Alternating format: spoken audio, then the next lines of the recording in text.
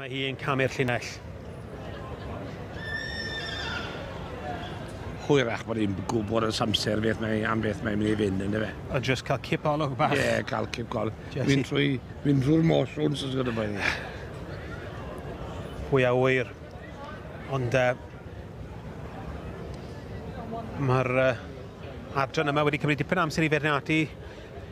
Llwyth anifeiliaid wedi troi allan o dan y beirniad Julie Deveny ac ni'n siŵr bod hi wedi plesio'n fawr iawn gyda'r safon yma yn y ffair eiaf.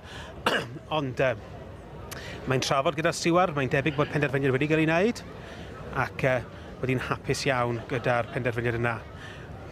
Wel, yr ebolau sydd yn mynd â hi a'i Dilic Glamorise sydd yn mynd â'r pencampwriaeth.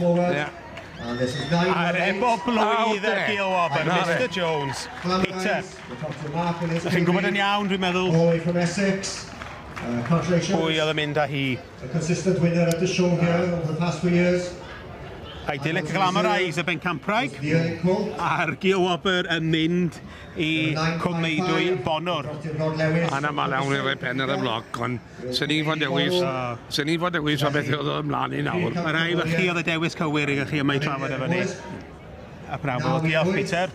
Wel, siŵr bydd Mark Ellis Kilby wrth i boddau yn y ffair ia yma. Cael gyfeilleriad mawr iddyn nhw ac a'i Dilic Glamorise.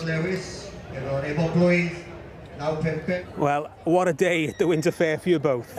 How are we feeling? Champion now, Liz? It's absolutely amazing. I can't believe it. You know, we've had an awesome day, absolutely fantastic day. Couldn't wish for any better, really. Now who decides who's showing which?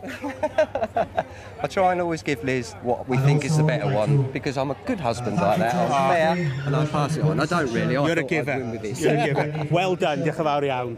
Thanks to these wonderful classes here today. Sorry, oedd y steward yn gweithio. I'r beirniad ni heddi, dod lawr o Gogledd Lloegr, i barnu hyn heddi, Mrs June Dyfelio, Jill Mercer.